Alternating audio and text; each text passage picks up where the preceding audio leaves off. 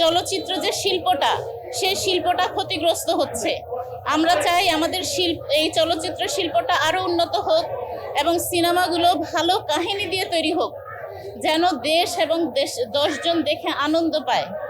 শিল্প আবার যেন এই চলচ্চিত্র শিল্পে সবাই ফিরে আসতে পারে। সিনেমা হলগুলো আজকাল অকেজো হয়ে যাচ্ছে এইসব কারণেই, কারণ আমরা ভালো কোনো মুভি পাচ্ছি না, ভালো কোনো হিস্ট্রি পাচ্ছি না। ইভেন যারা ক্যামেরায় কাজ করেছে, একটা সকালের দৃশ্য একরকম হবে, দুপুরের দৃশ্য একরকম হবে, রাতের দৃশ্যটা একরকম হবে, এইরকম কোনো প্যাটার্ন তারা নিয়ে আসে নাই।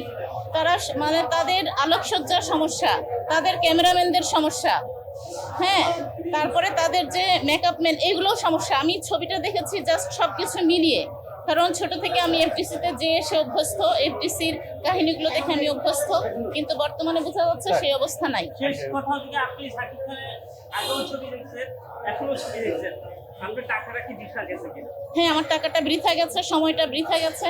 তবে শাকিব খান সম্পর্কে আমার কোনো অভিযোগ নাই। সমস্যা হচ্ছে আমাদের চলচ্চিত্র শিল্পটা আরো উন্নত করা হোক।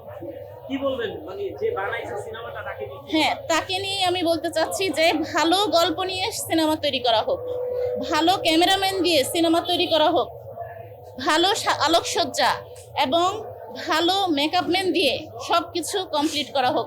এখানে কিন্তু অনেক কিছুর লেকিংস আছে, হ্যাঁ, এবং বর্তমান উন্নত যুগে, প্রযুক্তির যুগে আরো ভালো আমরা চাই, সিনেমা চাই। এই যে শাকিব খানের কয়েকটা ছবি, 5টা 4টা ছবি ভালো হলো, আপনি এটা নিয়ে কি বলতে চান?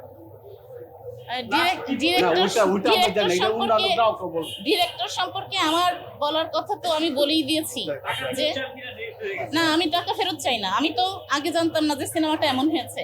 আমার মতো আরো খারাপ হয়েছে বলতে আমি যেটা বোঝাতে চাচ্ছি, সিনেমার মূল যে থিম, সেরকম কোনো থিমই নাই। সিনেমার মধ্যে মূল কোনো থিম নাই। আপনি একটা সিনেমা 3 ঘন্টা সময় অপচয় করে দেখছেন, দেখার পরে আপনি একটা আনন্দ নিয়ে বের হবেন যে সিনেমার মধ্যে শিক্ষণীয় কিছু জিনিস দেখেছেন। হ্যাঁ হ্যাঁ, মানে আপনার সিনেমার মধ্যে সামাজিক, পারিবারিক অনেক কিছু থাকতে হবে, সেগুলো কিছুই নাই।